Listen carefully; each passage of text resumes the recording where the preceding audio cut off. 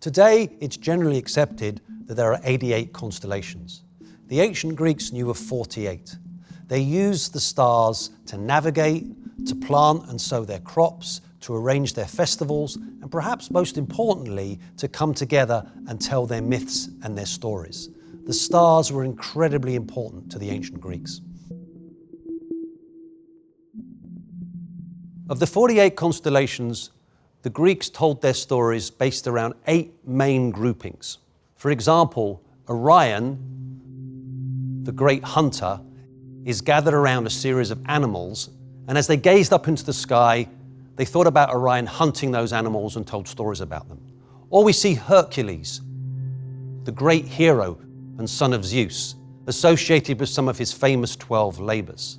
The other group that was very important to the Greeks was the story of Andromeda, the African princess who was rescued by Perseus. And we see the family of Andromeda projected into the sky. Today, most of us know the zodiac, the way of animals. The Babylonians divided the circumference of the heavens around a 360-degree arc, divided into 30-degree sections. Each 30-degree section had an animal presiding over it. And each animal represented the time of year that the zodiac stood for. The zodiac became an incredibly important way that the Greeks organized their time. One of the earliest references to the stars that we find in Greek literature is right there in Homer's Odyssey. Odysseus leaves the island of Calypso and travels on the open sea to his next stop, actually the last place he's going to go until he returns home. He navigates by the stars in the sky. And we hear about the Big Dipper or the Plough, and also the star Sirius. Scholars have argued for centuries over exactly where Odysseus is going, and the truth is we really don't know. But what we have here is a picture of ancient seafaring and navigation. You had to navigate by the stars. What we're looking at today is a view from ancient Greece. Many of these constellations we can still see in the sky today, depending on where you find yourself in the world. They just appear at different times. Let's start with one of the most ancient constellations the Greeks knew, Orion. The great ancient giant hunter, really prominent in the sky. We identify him primarily through these 3 stars in his hunter's belt. And maybe in Mesopotamia, this was Gilgamesh, their great hunter character. It kind of looks like he's holding a bow, but in some depictions of him, this is a lion skin kind of draped from his arm, or even a shield. And then here we can see him holding a club or even a sling, a hunter's sling, which we know was part of the panoply of the hunter in the ancient world.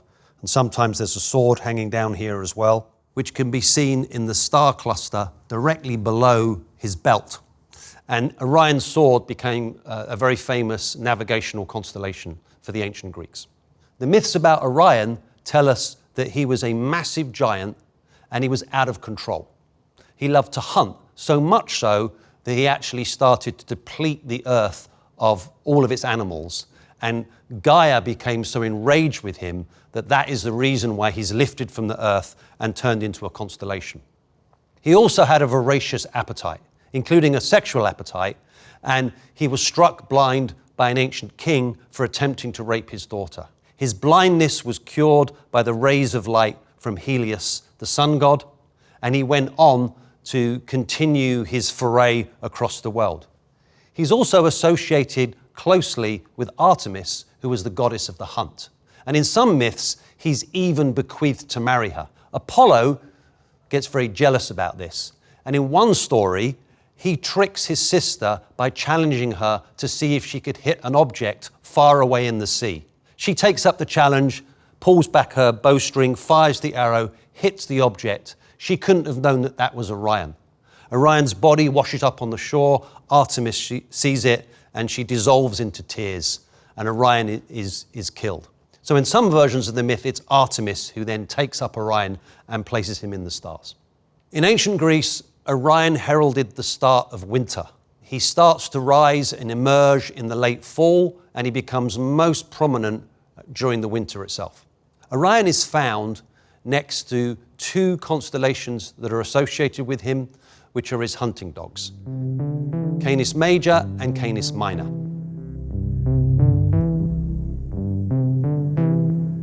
Here we can see Canis Major, the dog who will always catch his prey. You can see the actual constellation really resembles a dog. The key star here is Sirius, and Sirius is one of the most important stars that the Greeks knew. It was so bright in antiquity that you could actually see it during the day, particularly around midsummer in August, which is where we get the term the dog days of summer. And they actually had a festival called the Skira, where they would send somebody up to the highest point to look for Sirius and to call out a cry called the olologomos, a ululation. All the women would come out and ululate to welcome the dog star. And this was a time between the old year and the new year. It was a time of great heat. It was very arid. And it was also a time when power changed. So in democratic Athens, it's when the yearly officials passed on their power from one official to another official. In Greek tragedy, it's the time when tyrants and kings are killed and brought down and new ones take over. We see Sirius, the dog star, open Aeschylus' Oresteia, where Clytemnestra is waiting for Agamemnon to kill him because he sacrificed their daughter Iphigenia. And when Agamemnon comes home and he walks up the red carpet into his house, ready to get into the bath, and then Clytemnestra is going to take a huge sacrificial axe and strike him 3 times in the bath, she calls out to Sirius and asks the dog star to kind of bless what she's about to do. So this was a hugely significant star in antiquity. The irony of these two dogs is you have a constellation known for always catching his prey, chasing prey that will never be caught. Canis Minor is what the Romans called it. It means small dog, but the Greeks saw it as the Tumesian fox, the creature that can never be caught. So Orion is imagined with these 2 hunting dogs forging across the universe in this futile pursuit. It's really just a line between 2 stars, perhaps these other 2 stars here, maybe sometimes making a head. Next to Orion is Taurus the bull. Here we can see the face of the bull, its 2 great horns, and the body of the bull. It's such a huge constellation that we only get half of the body. One reason for this may be the myth of the bull from the sea, that Zeus disguises himself as a bull and carries off Europa into the sea. The bull is a really kind of significant creature. It's the largest land animal, the most expensive animal in Greece. To sacrifice and kill a bull was a huge undertaking. And so we imagine that Orion here is perhaps wrangling this bull or trying to bring this bull to heel. So the bull raging across the universe is a representation of this idea of the spread of the Greeks. And Taurus pops up in many myths associated with the constellation, including the myths of Heracles, and of course is placed as a zodiac symbol. Directly beneath Orion is Lepus the rabbit. There you can see the sort of bunny ears of the hare, the rabbit if you like, and the tail and the body. This is another creature associated with Orion the huntsman, hunting the hare. A story told about Lepus is that the rabbit was introduced to a Greek island and bred, as all rabbits do, to the point where the rabbits were eating the island out of house and home, and they had to be culled. And Lepus survived and was taken up by the gods and given to Orion as a creature that he would eternally hunt. One of the most frightening constellations in the Greek sky was Scorpius. Scorpius is a fantastic constellation. Here you can see Antares, the pincers of the scorpion, and then the long body ending in the tail with Shaula as the stinger. Orion's prowess as a hunter was so great that he was depleting the earth of all animals. Gaia was obviously deeply unhappy about this, so she created the scorpion to sting Orion and kill him. And we find this myth quite a lot of the world pushing back on heroic mythological, usually male characters who are just committing ecological disaster with their prowess. And we see the universe balancing itself. So Scorpius is sent to sting Orion. This is another version of his death, and kill Orion. And then Gaia takes Orion and puts him up into the heavens, really as a lesson to humanity to live within moderation. Another constellation in the southern sky connected with Orion is Lupus the wolf.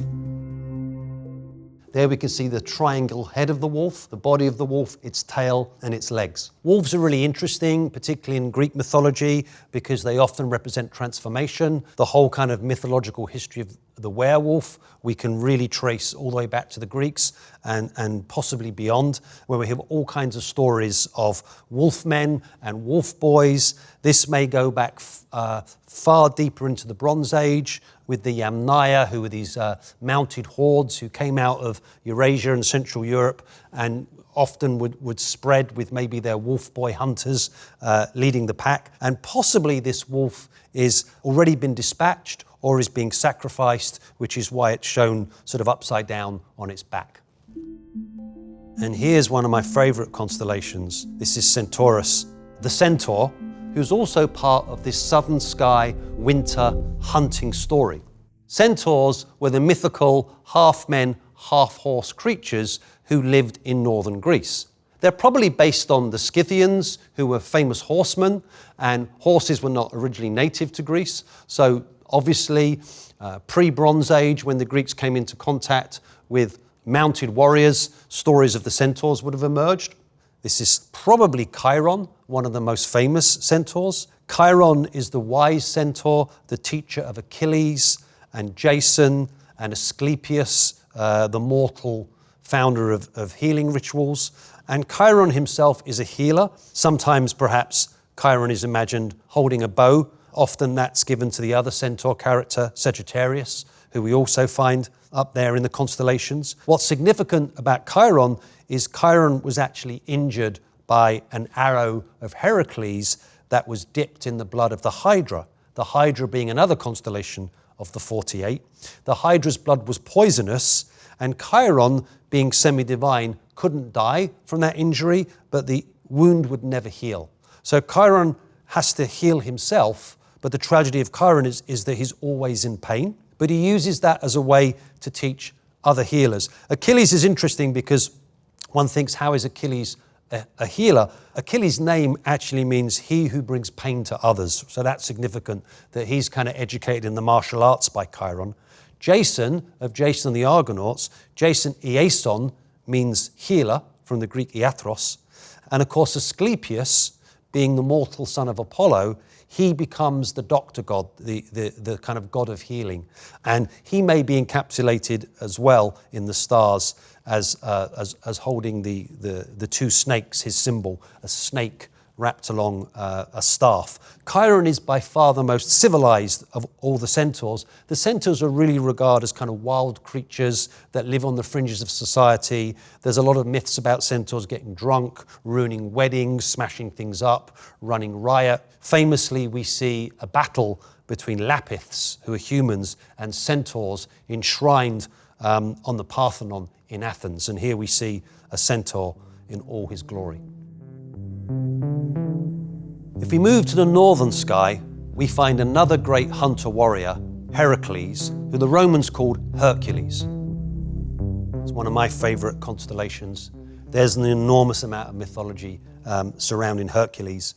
Here we can see his body. He's holding a lion's skin or maybe a bow and arrow. There's his legs running, maybe raised up here as his club. He again is a great hunter and a warrior. And of course, he's the original Lion Man, certainly the original Greek Lion Man. The Lion Man is one of the oldest mythological characters we found. In fact, the earliest representation of a human that has been found carved from a mammoth tusk about this big is actually a Lion Man figure. Maybe a lion woman, that we can't tell the gender, but it's certainly a human dressed as a lion with a lion features and face. So in a way, the Lion Man is one of the original superheroes. So here is Heracles. His name means famous to Hera, which is ironic because Hera, the wife of Zeus and queen of Olympus, absolutely detested him. One of the reasons she detested him is that Heracles is a lot like Orion. He's the son of Zeus and a mortal woman, and he has great strength and power, and he's arrogant, and he uses that power without any regard for moderation. He's violent, he's prone to going into a berserk state, he's gluttonous, he doesn't know how to control himself. So Hera refuses to let Heracles have a family, and that's the tragedy of this constellation. One of the reasons for his famous 12 labors is that he actually destroys his family. Hera drives him insane, he destroys his family, and then he has to go through 12 labors to atone for the wrongs that he's done. In other versions of the myth, he completes the 12 labors and then he destroys his family. Either way, Heracles is very, very destructive. But Heracles was a beloved demigod. He was the only mortal raised up to Olympus to become a god. And one of the reasons is that Heracles, after destroying his family, is actually taken to Athens by his friend Theseus and initiated into the Eleusinian mysteries, which were rites to Demeter and Persephone. Going through these rites, Heracles learnt a new identity. He set aside his violence and his temper and his berserk state, joined the community of Athens, and became the true definition of hero, which in Greek means a protector. So Heracles is worshipped as somebody who has suffered an enormous amount and yet come through it on the other side and is seen as a benevolent god. Alongside Heracles in this same group, we actually see the Hydra, the water snake or the water serpent, this beautiful meandering star pattern with the head of the snake here. And the Hydra was the second labor of Heracles. Heracles is made to undertake 12 labors to atone for the killing of his family. The first labor is the slaying of the Nemean lion, and of course Leo the lion is one of the constellations that also appears in the zodiac. According to the myth, the Hydra was dominating a community close to where Heracles was born called Lerna. The Lernaean Hydra was multi-headed, and when you cut one of its heads off, two grew back. Heracles had to use a combination of strength and cunning to defeat the Hydra. What he did is, as he cut off one of the heads, he cauterized the stump, allowing another head not to grow back. However, the main head of the Hydra was immortal. What Heracles did is cut off that head and bury it under a large rock. So he didn't kill the Hydra, he basically just encapsulated it. Some people think that myth is really a myth about the knowledge of irrigation in order to control the waterways around Argos and bring irrigation to the crops. And certainly one of the things Heracles does by going out and completing his labors is tame the wilderness. This is another reason why Hera is mad at him, because Hera is an anthropomorphic version of Gaia, the Earth Mother, so she sees him as actually committing a lot of ecological disaster. And you also notice two smaller constellations that are associated with the serpent. The Crater, which is a drinking cup or a beaker, and Corvus, the crow. And even though this doesn't look much like a crow, right, it's just really a box, and also the large cup here, they represent a story that Apollo sent his bird, the crow, to fill up his crater, his large cup, with fresh water. And apparently the crow got distracted by wanting to eat some figs and waited for the figs to ripen, which obviously took a long time. And the crow eventually returns, and as an excuse, the crow says, the reason I took so long is that this Hydra was guarding the spring and I couldn't get to it. And Apollo just sees through the lies and throws the snake, the crater, and the crow up into the heavens, and hence we have these three constellations brought together. Another serpent associated with Heracles is Draco, which is the Latin word for dragon. And there's a relationship between these serpent, snake-like creatures and the idea of a dragon. These are often chthonic of the earth, female protectors who protect the earth from heroes like Heracles. Draco emerges in several myths associated with the constellations, including the guardian of the Golden Fleece, which Jason has to retrieve. But in the Heracles myth, Draco is really important. The second to last task that Heracles completes is to go to the far western edge of the world, to the Garden of the Hesperides, and to recover the golden apples that are protected by Draco, this fearsome dragon-like serpent. These apples were actually a wedding present from Gaia to Hera, and Heracles is sent to steal them. So again, another affront against both Gaia and Hera. There's no way that even a powerful hero like Heracles is going to be able to get past Draco. So he has to get help. And what he does, he goes to see the great Titan Atlas, and Atlas is holding the world up on his shoulders, and he says to Atlas, will you go and get the golden apples for me? If you retrieve these apples, I'll hold the world for you. That's the deal. Atlas is really thankful to be able to get literally the weight of the world off his shoulders. So he hands the world to Heracles. Heracles puts the world on his shoulders. Atlas goes off to the secret gardens of the Hesperides. We don't know how he does it, but he manages to recover the apples. Whether he takes on Draco or whether he's such a massive titan that Draco is no match for him, we don't know. But he comes back with the apples. He lays them at the feet of Heracles and he says, I've done my deal, I'm leaving now, you have the world, right? And Heracles says, okay, fair enough, but the world is really uncomfortable. Can I get a pillow to put under my shoulders? And Atlas has empathy because obviously he's been carrying the world and he agrees. And so he goes to get a pillow. Heracles says, here, hold this. And then he says, sucker, you've got the world now, takes the apples and leaves. So here you can see Heracles not being particularly heroic, using trickery in order to achieve his goals, but nevertheless he manages to come back with the golden apples of the Hesperides. The Greeks also adopted the zodiac, the way of animals, from the Mesopotamian cultures. The Babylonians and possibly the Sumerians divided the vault of the universe into a 360-degree circle with 12 zodiac symbols, each at 30 degrees. The first was Aries, the ram.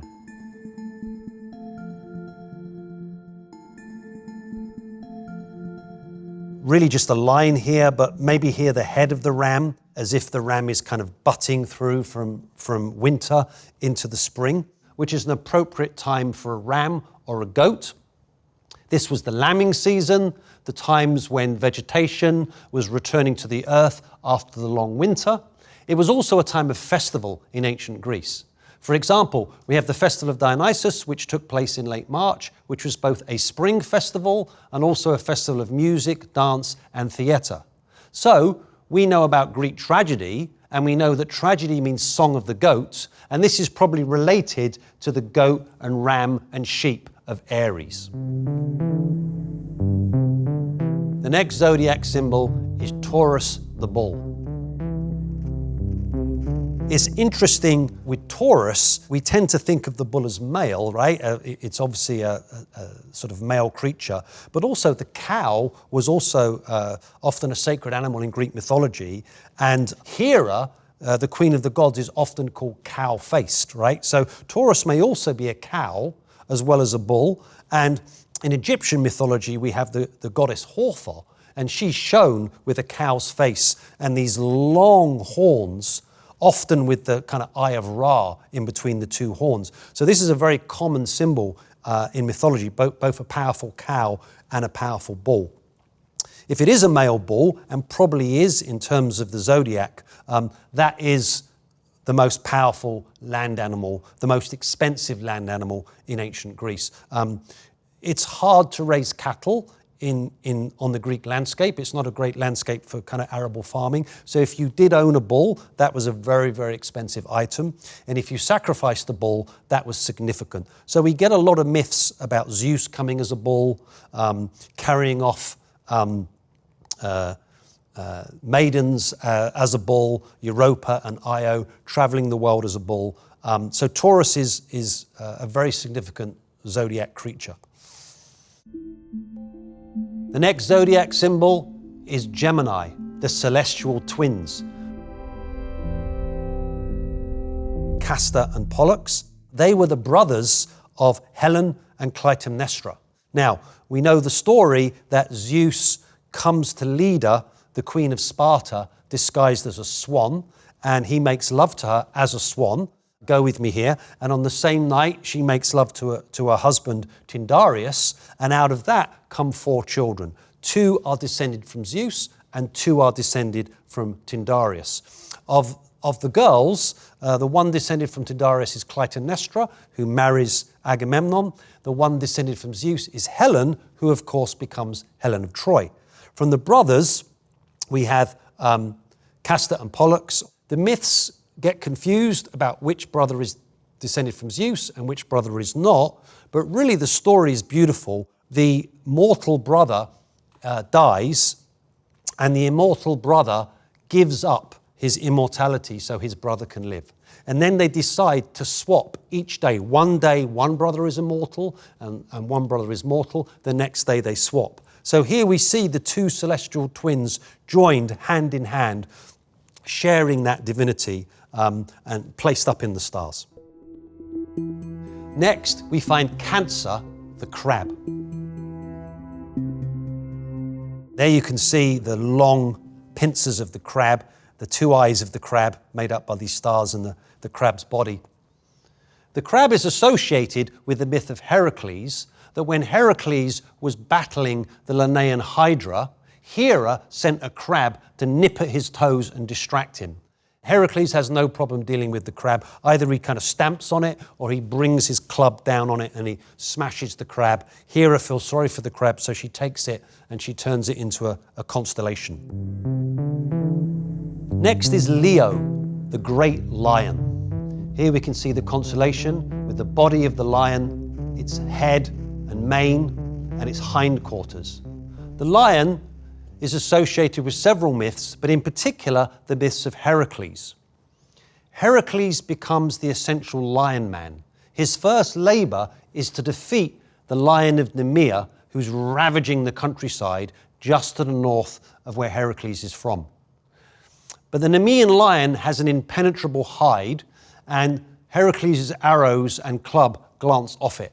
So he's forced to wrestle the lion and actually choke the lion. And then he has a problem. How does he get the lion skin from the lion? He actually uses the claws of the Nemean lion to cut the lion skin off, and then he wears that lion skin as his protective shield. It's also the representation of Heracles' status as a berserker. Berserkers tend to be therianthropic, which means they turn into animals. So you can think of berserker as a Norse word meaning bear man. So you can think of the Vikings, who some of them went into battle naked with a bear skin. And here you can see Heracles taking the lion and wearing it as his status as a berserker. So Leo the lion is a really important constellation in the world of Greek myth.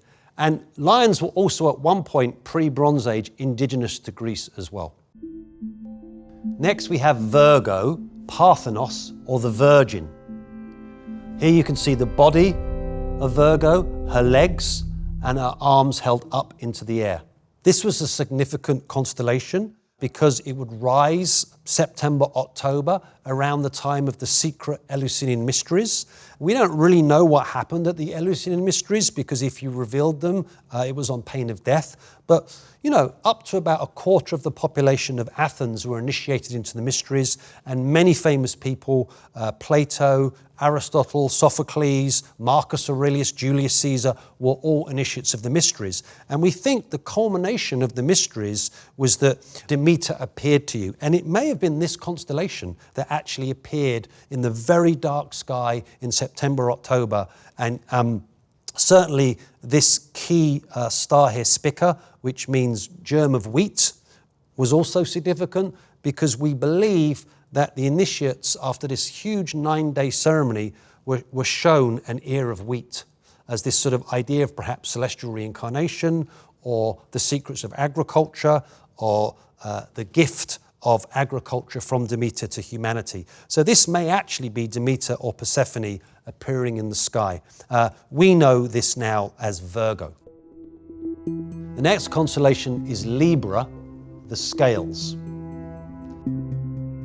And in a way, the equilibrium of this constellation invokes scales for the Greeks. Scales were really important in antiquity because obviously it was the way that you weighed goods or products, but also the Greeks saw scales as something that weighed souls, something that kind of brought an idea of justice, that your life was weighed on these great scales and you could, the good and the bad laid next to each other. So the scales are really important for concepts of leading a good life. Next in the zodiac is Scorpio, the scorpion. Sent by Gaia to defeat Orion. Orion boasts that he's going to rid the world of all animals. He's such a great hunter, and Gaia's not having it. So she creates the scorpion and sends it against Orion, and the great giant hunter is felled by the sting of the scorpion. This astrological symbol reminds us, do not mess with Gaia. Next is Sagittarius, the archer. Here you can see the body of possibly another centaur holding a bow. You can see the bow here and the arrow, with the tail of the centaur going off into the distance. Archery is an interesting concept for the ancient Greeks. Obviously, bowmen are important in Greek mythology. Heracles has a great bow that never misses. We also meet the archer Teucer, who is a half Greek, half Phrygian, who fights with his half-brother Ajax at Troy. And here we can see Sagittarius pulling back that bow and firing actually on Scorpius. But by and large, they regarded archery as dirty fighting, like a sniper. They wanted to be infantrymen or cavalrymen and fight close quarter. Of course, Achilles, the greatest infantryman of all, is brought down by an arrow fired into his ankle. So we do see a lot of bows and a lot of arrows in ancient mythology. And the centaurs were known to be great bowmen. Now, it may be that the centaurs were derived from the first contact between the Greeks and the Scythians. The Scythians were great horsemen and horsewomen, and they were known to shoot forward and back from horseback. And Sagittarius may be a representation of that contact with the ferocious Scythians. Next in the zodiac is Capricorn, the goat with the tail of a fish. Here you can see the large triangle is the body of the goat with the goat horns, and there you can see the tail turning into a fish.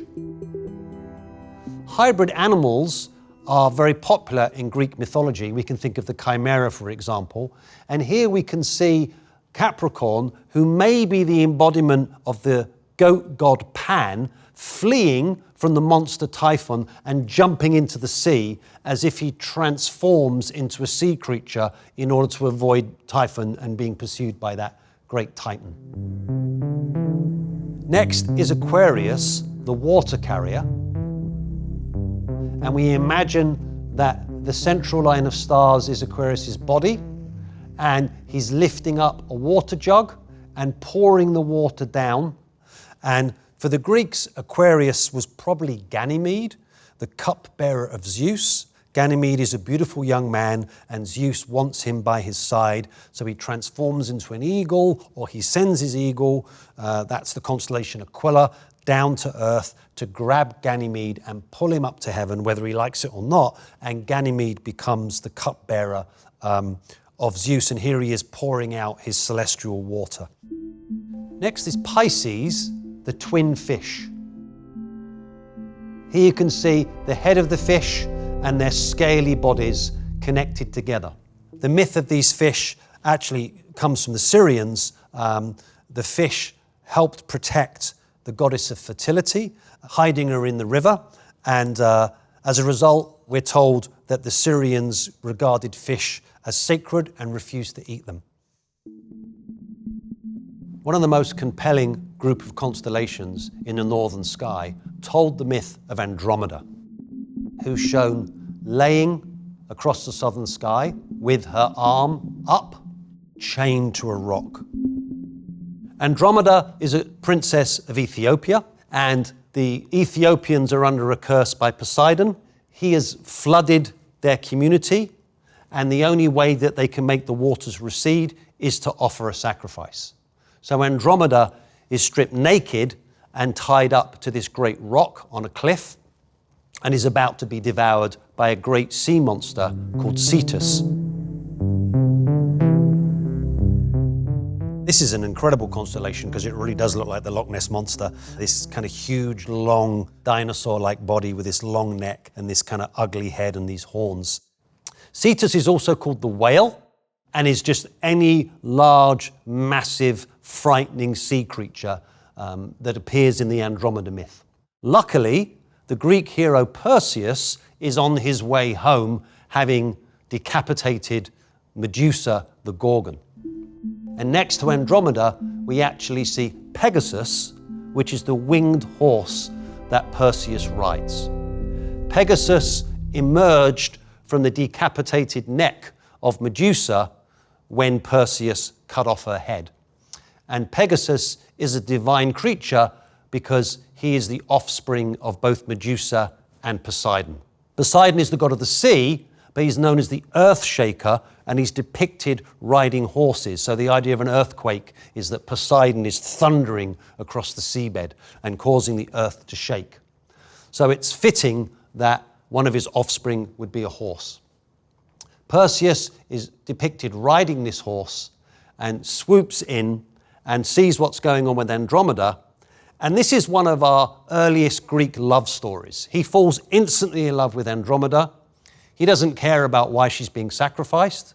And in some versions of the myth, he takes out the head of Medusa, which we know petrifies anybody who looks at her, holds it up and turns Cetus, this great sea monster, into a rock. He then takes Andromeda and makes Andromeda his wife.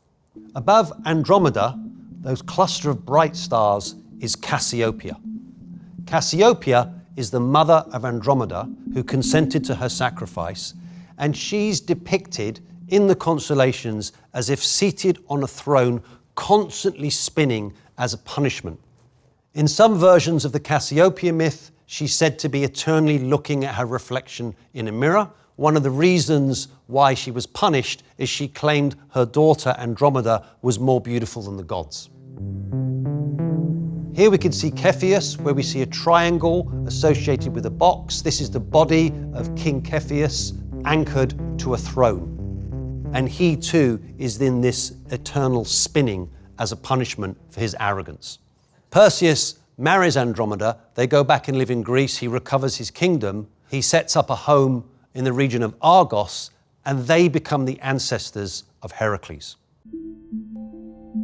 In this depiction of Perseus, we may actually be seeing his winged shoes that are given to him by Hermes in order for him to fly across the universe and go to the ends of the world, to the lair of the Gorgons, and find Medusa.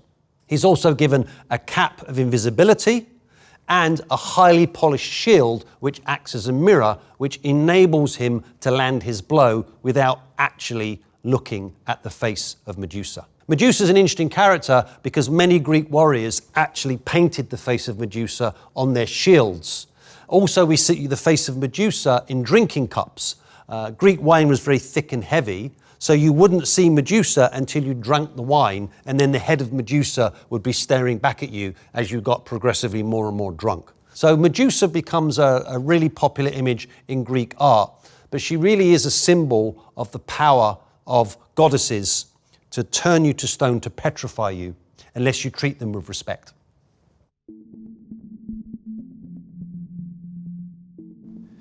In the northern sky were a series of constellations that were incredibly important to the Greeks, particularly for navigation. We see here the Great Bear, Ursa Major, and next to it, Ursa Minor, the Little Bear.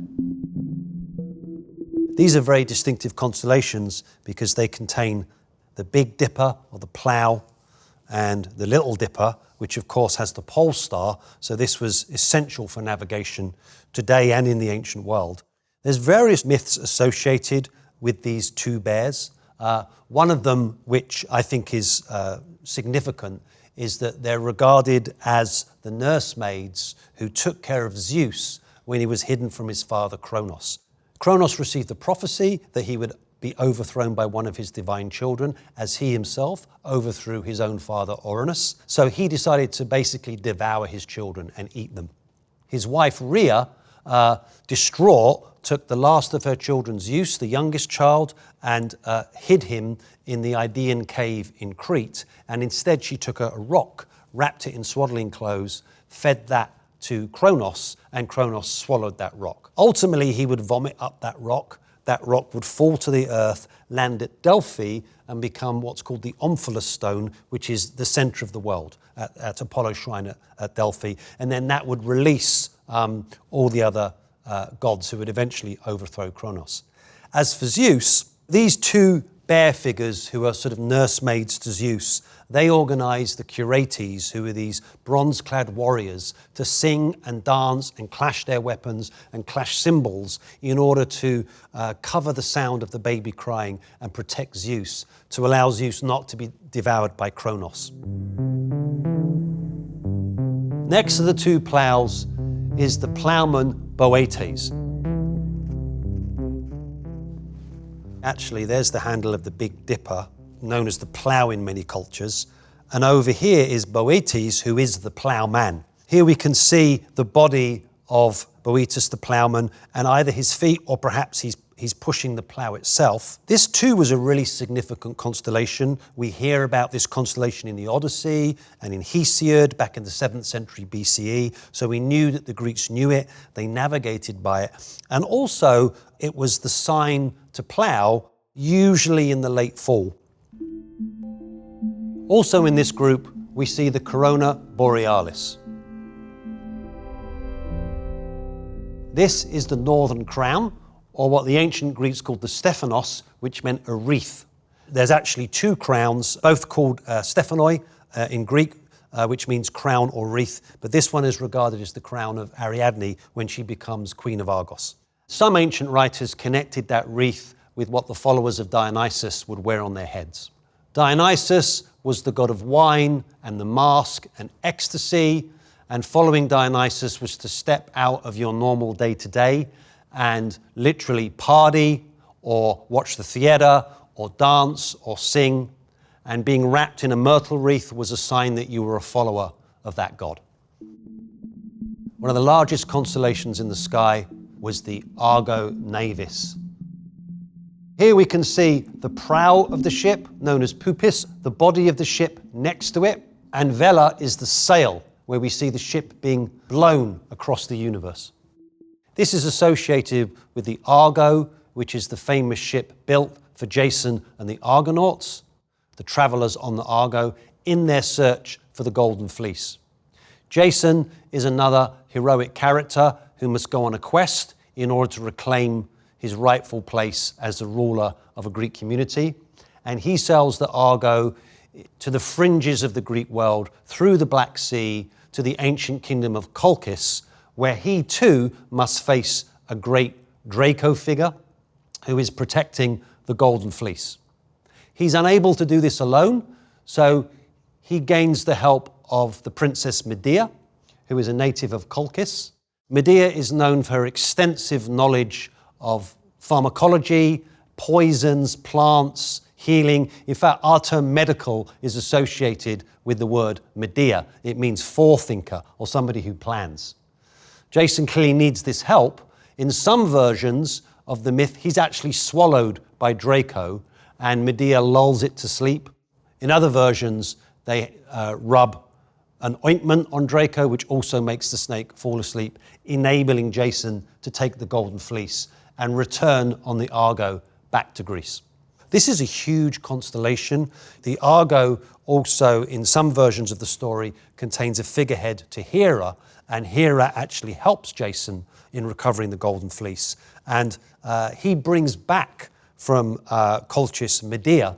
According to one version, Medea has brought her young brother with her, and in order to slow down her father, she kills her brother, cuts his body up into pieces, throws it across the prow of the ship, and then her father has to stop and recover the pieces of his son, and this allows the Argo to sail away. So here we see the Argo ploughing through the universe. A small constellation connected to the myth of Jason is Lyra, the lyre. This is the instrument of Orpheus, who was one of the Argonauts aboard the Argo, and Orpheus was said to be able to charm anybody, including the gods, with the sound of the lyre and his singing voice. The lyre is important, that's where we get the word lyric from. The Greeks regarded music as having the ability to charm the soul, including the souls of the gods. And so the famous story of Orpheus is that on his wedding day, his wife Eurydice dies, and so Orpheus goes down into the underworld and charms Hades with his beautiful singing and the strumming of his lyre, to the point where Hades agrees to let Eurydice go back to Earth with Orpheus, on the condition that Orpheus trusts that Eurydice is behind him and doesn't look back. Orpheus can't resist checking that Eurydice is behind him. He catches a glance, and at that moment Eurydice is pulled back into the underworld. Orpheus then goes on to sing his song across the Greek world. Ultimately, he is destroyed by the followers of Dionysus, the Maenads, who tear him apart, cut off his head, throw it into the sea, but the head keeps on singing. Also in the northern sky, we see one of my favorite constellations, Ophiuchus. Ophiuchus is the serpent handler. The Greeks probably saw this figure as Asclepius. Asclepius is the mortal son of Apollo. He becomes the founder of the cult of Asclepius, which is a healing cult, which actually spread throughout Greece from the 5th century onwards, and becomes really a dominant form that the Greeks found healing through these Asclepians, which are really hospitals. And actually the Hippocratic corpus, where kind of modern Western medicine is developed from, all of the Hippocratic writers were priests of Asclepius. They were healers. When you went for treatment at one of these hospitals, you actually had to practice something called incubation, which is you went to sleep in the sanctuary, and then you were sort of visited by these serpents, and they would give you dreams, and then you woke from the sleep, and the priests would interpret your dream, and then they would do the surgery, or then they would do whatever you needed. And apparently this was a very effective way of curing people, both the mind and the body. The snake was seen as a symbol of life and death. It would shed its skin and yet survive. It lived beneath the earth and on the earth. So picking up a snake and holding it away from the earth is a sense that you've restored life. And this is what Asclepius was famous for. He actually did bring a dead person back to life. He was punished for that by Zeus, but he was followed by an enormous amount of real doctors in the ancient world. And his healing sanctuaries, the Asclepians, were all over the Greek world. And here we see Serpens, an individual constellation, but also part of the constellation Ophiuchus, the snake handler, or Asclepius holding his snake above the earth. Adjacent to Centaurus is Ara, the altar. And above Ara, you can see Lupus. Some of the stories of Ara is that the centaur, possibly Chiron, is holding the wolf Lupus and sacrificing it over the altar to the gods. Altars are incredibly important in both Greek and Roman mythology, but also real cult practice. To sacrifice an animal on an altar is to communicate with the gods. Hesiod tells us a really great story about an altar, which is that Prometheus, the Titan, he told humans, when you kill an animal, you need to trick Zeus.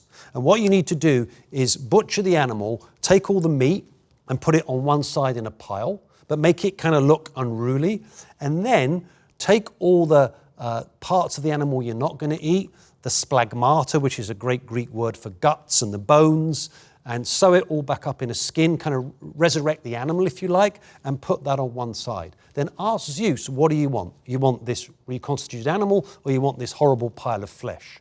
And Zeus picks the reconstituted animal, which is why you burn those parts and send that up as a sacrifice to the gods. Now, of course, this makes sense, right? Because if you're going to butcher an animal, you've got to get rid of the body parts. If you leave them lying around, everybody's going to get sick. So this is a great aetiological myth explaining and justifying why the humans are getting the good stuff and they're kind of burning all the crap and sending that to the gods. But nevertheless, without sacrifice, the gods are not worshipped. So this is a really, really important part of ancient culture. So the Ara is an important constellation, reminding the Greeks of their relationship with the divine.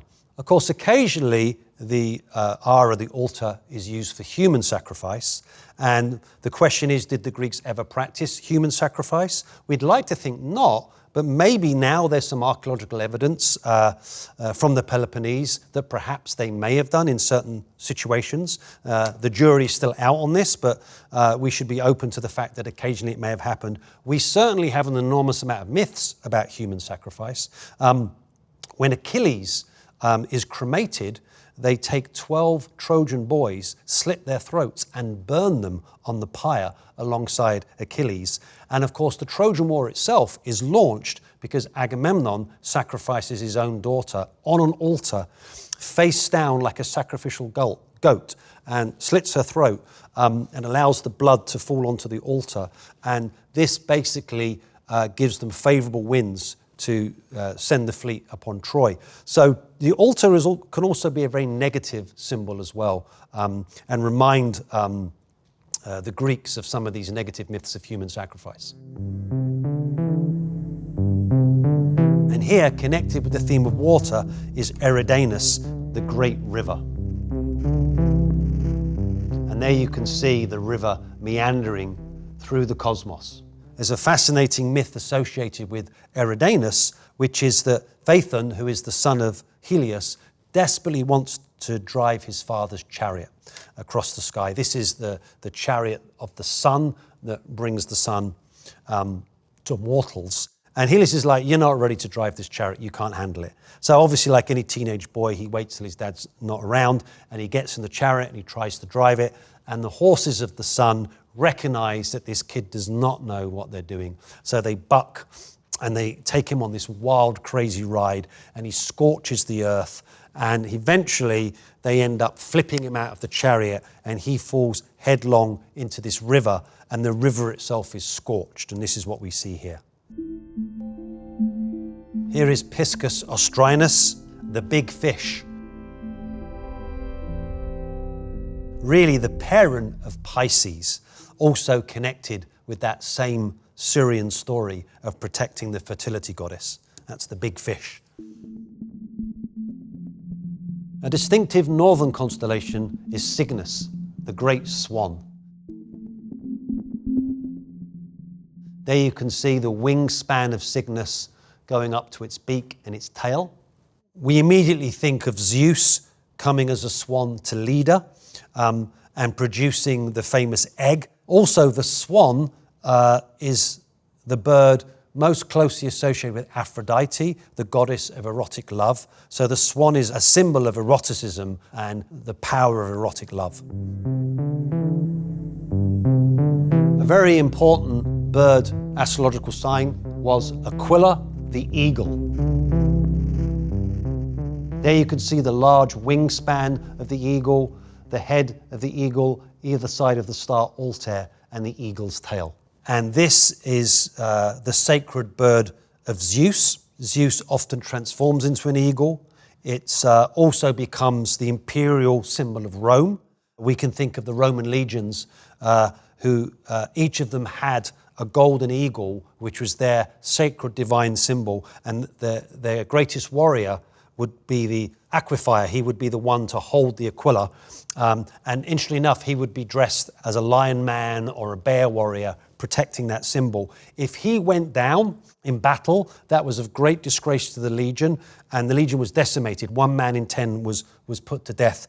Julius Caesar tells a story that when he invaded Britain the first time, his battle-hardened troops did not want to get off the ship because the Britons were pretty much covered in kind of blue paint and naked and screaming, and they just didn't want to deal with them. And the Aquifer jumped into the icy English Channel and strode into the battle. And the rest of the men knew they had to go with him, otherwise they would be decimated. So the eagle is a really, really powerful symbol. Of course, it's the symbol of the United States, right? So it's still with us today. Ovid, the great Roman writer who wrote his book Metamorphosis, was fascinated by the idea of human-animal transformation and divine animal transformation. So many of these constellations tell those stories. A small but important constellation is Delphinus, the dolphin. And there you can see the dolphin shape in its tail. The dolphin is associated with Dionysus because they tended to surround Greek ships and seem like a chorus.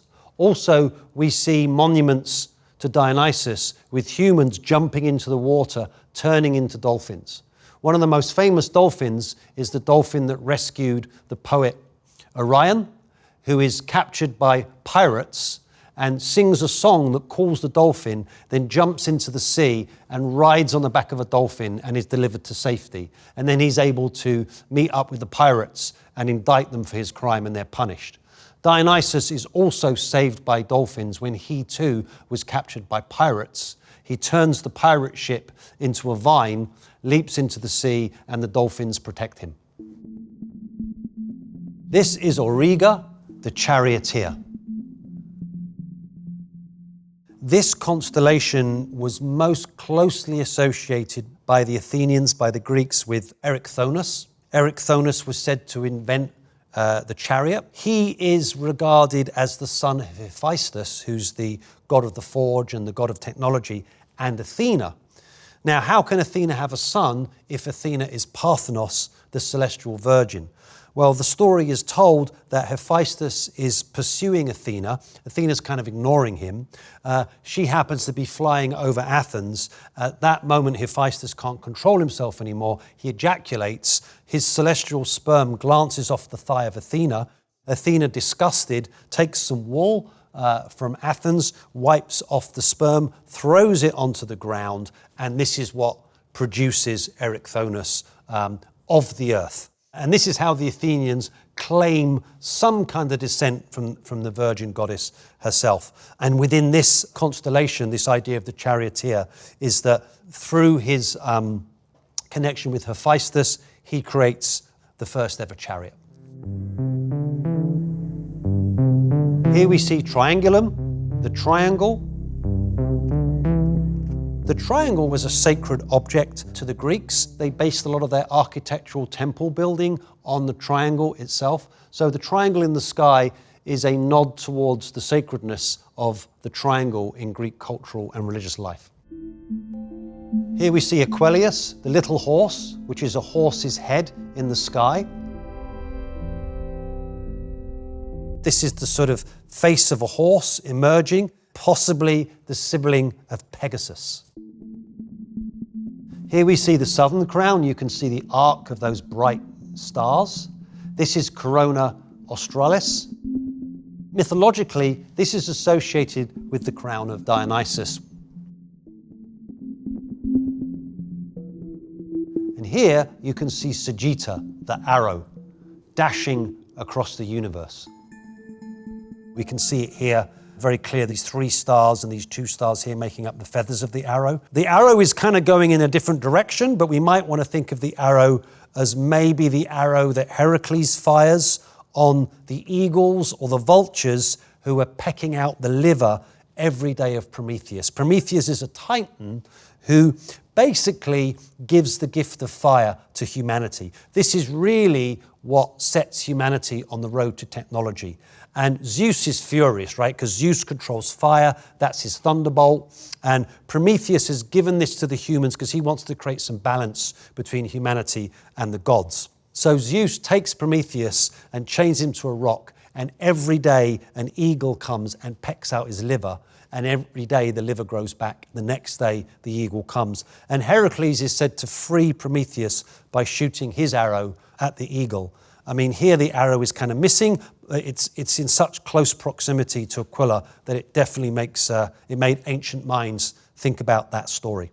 Well, Heracles may have freed Prometheus, but I guess Zeus had the last laugh because he's now concerned that humans have got the technology that's going to turn them into gods. So Hesiod tells the story that the gods create the first woman, Pandora, and they create her to basically distract the men from doing anything valuable with their lives. It's a pretty sexist, misogynistic story, and it was probably told to a kind of all-male crowd back in the 7th century BC, but it gives us the sense that the Pandora, the all-giving, is sent to humanity to actually balance things and stop them from taking fire and taking over Olympus. So these 48 constellations are not all the constellations that we see in the sky today. NASA now recognizes 88.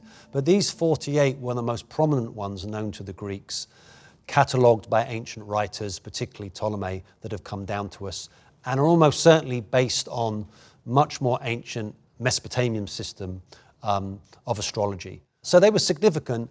We hear about many of them in Greek texts, and we know that the Greeks navigated by them, they pulsed their rituals to them, they planted, ploughed by them.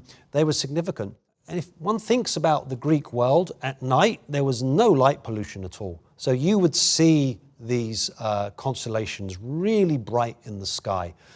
They were really significant and important. And particularly if you were sailing, if you wanted to cross a large body of water, which was very dangerous, your only hope of getting where you needed to go was to trust the stars in the sky. There's a wonderful opening to a play called the Agamemnon, when a watchman on the roof of the house of Atreus looks up at the sky and says, "How well I've come to know Nike's congregation of stars," and he calls them the blazing monarchs of the sky. And then he says, "Those that bring winter and those that bring summer to us mortals, I know just when they rise and when they set." So clearly, the Greeks knew the way the stars moved, probably way better than we do, and they governed their lives by them.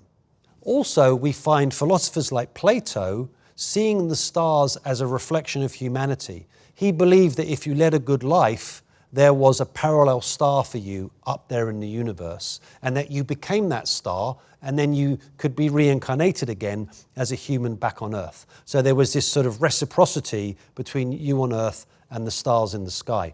So they were the natural order of things, they were the pulse of the world, they were the heavens. The Milky Way, which could be seen really clearly at night, was seen as a way up into the realm of the gods. There's no way you could ignore them, and they were of great importance to all ancient peoples.